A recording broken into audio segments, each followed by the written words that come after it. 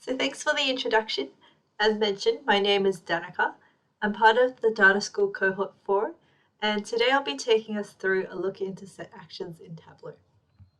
So before we dive in, here is an overview of what we'll be covering today. So firstly, we'll recap what sets and set actions are. We'll explore some examples of different ways you might incorporate them into your visualization. We'll work through the main steps you need to configure them. And in particular, we'll look into the new features in the latest release of Tableau 2020.2, which has opened up even more possibilities for us to explore. So let's get in and have a look at what sets are and how you may use them. So you may already be aware that sets are used to create subsets of data. So you could think of them as a dynamic group where we're essentially taking the members of a dimension and grouping them into two categories, either in or out. This offers us a very powerful interactive feature by which we can analyze and compare our data. So you'll see over here on the right, I've just created a simple set on region. And we can now use this set as a dimension. So we could define regions by whether they're in or out of the set. And we could even drill further into countries. And even though region is not in this view, we can still use the region set to classify these countries as either in or out of the region set.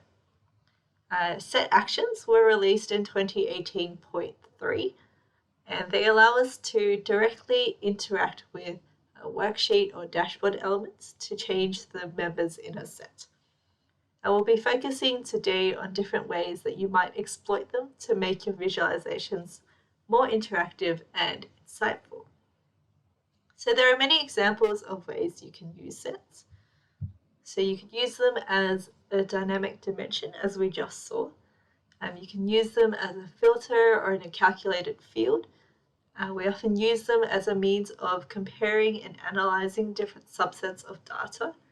And you can bring it into the different properties in your marks card, such as color. Note that you can also define sets by different conditions or rules. So for example, to take the top members of a dimension, but we won't be covering that aspect as much today, as we'll be focusing on set actions. So let's look at some examples in Tableau. So now we're in Tableau. We'll start off by using sets as a filter. So this is a simple visualization just showing countries, and they're colored by region. So I'm going to take this region set that I've already created, and you can tell it's a set by this sort of Venn diagram symbol. And so I'm going to simply drag this region set into filters. Now I'm going to also right click and show set control. Note that this is also a new feature in Tableau. It gives us this filter-like interface that allows us to change the members in a set, which is quite handy. So if you're using an older version of Tableau, this feature is not available, and you'll likely need to create a set action to achieve the same result. But for the sake of this example now, let's just use this set control. So you saw that when we change the members of a set, because I now have a filter that's saying, show me all the members in the set, it's essentially filtering the regions to just the regions that we selected. Now you could also change this filter to instead show members out of the set or a combination of the two, though I've rarely ever had to use this. So let's just keep it to regions in the set. Okay. So a common use of sets that we mentioned before is to be able to make comparisons between members that have been defined to be either in or out. So for example, you could take that same region set that we had before and simply bring it into color. And you can now see that the regions we just selected before in one color in blue and the others are all in gray. And so you could use the set in any chart as you would any other dimension. So here are some other examples. So here's the map that we just created. We also have a chart showing the percentage of global population that live in these regions. a pie chart that's showing how much these selected regions contribute to global CO2 emissions, and also a scatter plot that's comparing the energy usage and CO2 emissions per capita. So using the same set control, we can see that these charts will change according to what we select to be in the set. And so this allows us to easily make comparisons between different combinations of these regions. So another common way that sets are used is to actually reference them in a calculated field. So if we have a look at this sheet that we've created, so I have a calculation, so let's have a look. So it's just a simple calculation. So when we reference a set in a calculation, it essentially acts as a Boolean, and it's saying if this record is part of our region set, so if region set, then return me the total population in that country or region. And so what we have when we sum this field is a sum of the populations that are in these regions. So you may now want to use this calculation as part of a visualization. For example, say in this bar chart, I only want to have a label on the portion that's part of the set, so the blue portion. So I could simply take the same calculation, set population, and bring it into label. And you can see now how only the blue portion is labeled. So far to illustrate the ways that we may use sets, we haven't actually used any set actions because we've been using the set control. So these next examples are how you might use an action to change the members of a set, which then changes the visualizations on our dashboards. So a common use of sets or set actions is what is known as proportional brushing. So here we have a map that's been colored by a country set that I've already created. And below I have a breakdown of the population by region, as well as a scatter plot that's comparing the distribution of young and old populations in each country. So say if I wanted to have a look at how much of our global population lives in countries that sit near the equator, I could simply highlight these countries pretty roughly. And you can see now that these countries have been added to our country set, which I've just listed out here on the right. And we can see below in the visualizations that these countries have also been highlighted in our charts. So if we just clear it, say instead if I was interested in countries that have a high proportion of their population that is over 65, so these countries here, and I wanted to see where in the world they are. Again, I could select these points. I have a set action which adds them to the set, and now we can see highlighted in the map these countries are mostly in Europe or in Asia.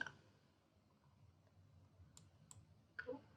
So another common use of set actions is to use them in drill down tables. And this is a great way that we could condense a view that might have a lot of information, but then still gives us the flexibility to drill down where we need to. So this particular visualization was inspired by Tableau's master, Lindsay Poulter. You can check out some really interesting ways to use set actions in her blog. So for this visualization, we've created an interactive drill down table showing sales and profit by product category. So we may want to be able to drill down on subcategory, but not all at once. So I've created a calculation that says if this record is part of the category set, then return subcategory. Now we've used this calculation as a column here, but you can see at the moment that it is blank. And we have a set action so that when I select, say, furniture, this will add furniture to our set. This will now give me a breakdown of all the subcategories that sit within furniture. So now we've seen some ways that we might use set actions. We'll have a look at how we actually go about building them. So here I've outlined the general flow we need to work through creating a set action. So firstly, you need to select a dimension that you're going to create the set of. Then you obviously need to build a visualization that uses the set. Now there are two things to think about when creating our visualizations. We need something that we can interact with or click on in order to run the action. And then we need to think about what change we want it to result in. So this could be multiple visualizations, as we saw before with the combination of the map and the bar and scatter plot. Or it could even be on the same chart as in the case of the drill down table. Then we need to think about how we're going to configure our set action. And finally, it's always a good idea when creating actions to just test the interactivity, just to make sure it's working in the way that you expect and your user will interact with it the way that you want them to. So let's get into creating a set action. So we're going to be working towards this simple visualization. We're using the same data set from before, and we have here a chart of the breakdown of CO2 emissions per region. And I want to see below what proportion of the total global emissions the selected regions produce. Also, I want to see the CO2 emissions over time for regions in the set, in this case Asia, while the rest are simply aggregated as all other regions. So firstly, we need to create a set. So I'm going to come into my data source. I'm going to find the dimension that I want to create a set of, in this case region. Now we're going to right click, create set. I'm going to give it a name. I'm just going to call it region set. And as I mentioned before, you could also define sets by different conditions or different rules. And here's where you would do them. But for today, we're going to leave these settings alone. So I could just select, say, Africa for now. And we'll just click OK. And so we can see now that there is a set here ready for us to use. So next, I need to create a visualization. So as we said, we wanted something that is going to trigger the action. So I'm going to take region, place it on rows, and I want to be able to see the CO2 emissions by region. We'll just give it a sort. Okay, next we need a chart that's going to change according to what's in the set. In this case, I want to see the percent of total emissions in the selected regions. So come to a new sheet, again take CO2 emissions and just place it on rows. And I'm just going to change this to percent of total. And I'm also going to take the region set that we just created and place it on column. And I might just take the CO2 emissions percent of total and place it on label. And just format that to the way that we want.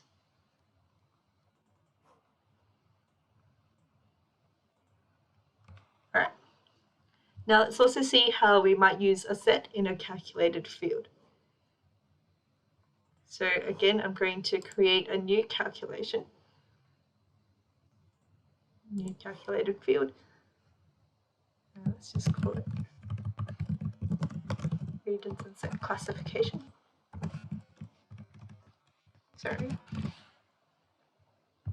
So I want to say if a region is part of our region set, then return me the name of the region. Otherwise, call it all other regions. End. Now we can use this calculation as a dimension. We'll bring it into color. I'm just going to color all other regions as grey. And you can see how, because we had Africa in our set, it's coming up as by itself, whereas all other regions are called all other, or just all other regions. I might just put that on label as well, just to make it a bit clearer. Now I'm just going to go back to the bar chart that we created earlier. I'm going to use that same calculated field just to color this bar chart so that once we put it together on the dashboard, it can sort of act like a legend. Now finally, I also have a sheet here. It's just a list of all the regions, and I'm going to put the set on filter. Now this isn't really a necessary step, but I'm just including it to help us keep track of what's going on as we put everything together. So then we can just place everything together on a dashboard. So now we need to actually set up our set action. So I'm going to come up to the dashboard, select actions, and I'm going to create a new action that changes set values. So depending on which version of Tableau you're using, this may look slightly different for you. But let's step through these options because there's a few things that we'll need to configure. So firstly, let's just give this a name. Change region set values. So with any action, you need to select a source sheet. And these are the sheets that you want to interact with in order to run the action. So in this case, I just need the first sheet. On the right, there's a couple of settings we can choose in terms of the behavior that will run the action. Hover, select, and menu. Now hover is used sparingly because with any mark that you hover over, this will change the members of the set. And you can imagine that this could potentially slow down your visualization a lot as it gets more complex. Select works quite well with set actions, so we're going to choose that for now. And menu can also sometimes be used where you select a mark and the option will appear in a tooltip for you to run the action. And we'll have a look at how you might use this later on. Now at times you may only want your user to be allowed to select one member at a time. And if so, you can select this checkbox here, run on single select only. Now we need to come down and specify our data source and set. So note how the sets are linked to the data source that the dimension comes from. So I used the region from our demo world indicators data source. And so coming over to set, you can see the region set that we created before. Also take note that the dimension you use to create the set must be used on the source sheet. So I've also included a blank worksheet just to show you what happens. So if we were to try and use the blank as a source sheet, you'll see an error message down the bottom left saying missing fields on blank. So obviously you cannot run a set action if the dimension is not actually on the sheet. And so if you see this message, you'll need to go back and check how your worksheet is set up. So let's just take it back out for now. Now down the bottom you have some different options and combinations of what happens when the action is run and when the selection is cleared. So if you're in an older version of Tableau, you will only have the options around what happens when the selection is cleared. By default, you'll always be assigning values to set. So these options to add and remove values from set are new in 2020.2. So let's have a look at first what the assign values to set does. And for now, I'm going to choose keep set values when selection is cleared. Click OK. So assign values means that every time you click, it's going to replace the values of the set with what you are selecting. So I may select Asia, and you can see Asia is assigned to the set, and select Europe. Europe has now replaced Asia. So in previous versions, if I wanted to choose multiple members to be assigned to a set, I could either highlight neighboring marks, like so, or we would need to control click. So holding down control, I can select multiple regions to be added to our set. So you can also see that because we chose to keep all values when selection is cleared, these values will remain in the set even after we deselect them all. So let's see what happens when we add all values when cleared instead. So I'm just going to go back and change clearing the selection will add all values to set. Again, we can interact with the dashboard as before. However, this time when we deselect this mark, we can see that all regions are added back into the set. And likewise, we can expect that when we choose remove all regions from set, we can interact like so, and deselecting the mark will remove all values from set. So everything is grayed out. So now let's have a look at what the newer options allow us to do in 2020.2. So we can choose to add values to set when the action is run. So we saw that before, unless you're holding down Control, each time you selected a new mark, this would essentially overwrite the previous selection. So as the name suggests, now that we have add values, we are able to essentially accumulate members of the set. So even without holding Control, I can simply click, and you can see that Tableau remembers our previous selections and continues to add regions to our set.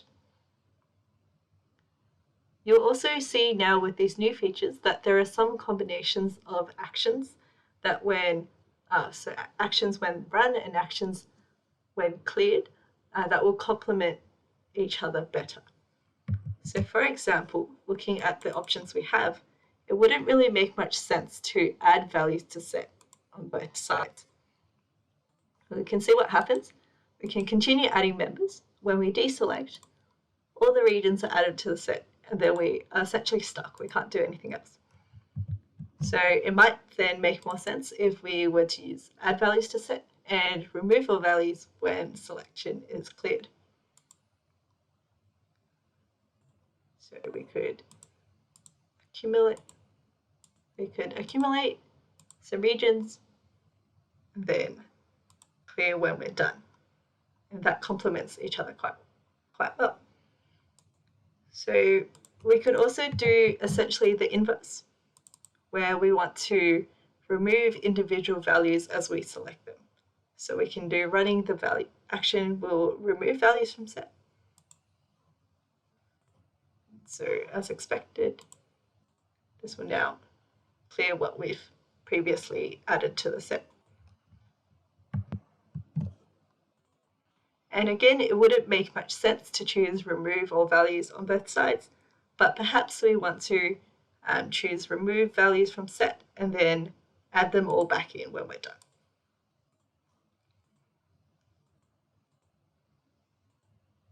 And that would appear like so. So as you can see, there are many combinations of configurations to play around with, and really it comes down to how you would like your user to experience and interact with the dashboard. Another powerful way to customize your dashboard is to actually use these actions in conjunction with one another. So here we have a similar dashboard to what we had before, but now I want to have two separate places where my user can interact with the dashboard. So they could select a bar to add a region to a set. And on the right, we have almost like a button to clear what we've selected. So to do this, I've simply created a calculation that concatenates a cross with a region. And just to make it a bit more intuitive.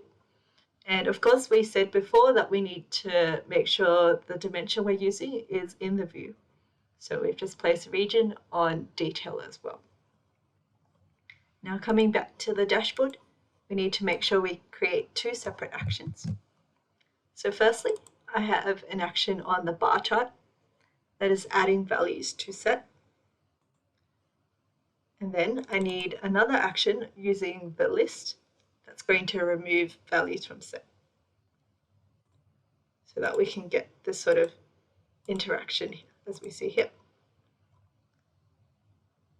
Another setting we haven't yet touched is to actually run the action on menu. So just on another dashboard, again, we could create two separate actions, but this time I'm going to use the same bar chart. So as you can see, I have one action acting on the bar chart using menu this time. It's going to add values to set. And another one, again on the bar chart and a menu, but removing values from set. So now when you select a bar, you can see in the tooltip we have two options, to add region and to remove region. So by removing region, Asia is now taken off the set.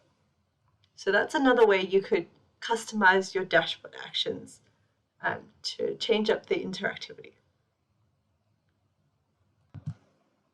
So I hope now you're seeing just how easy it can be to start creating sets and using them to customize your dashboards and to enhance their interactivity. There are plenty of articles on the Tableau help site and out on the community of different ways that people have used set actions. So definitely check those out. And I think now we'll open it up for some questions.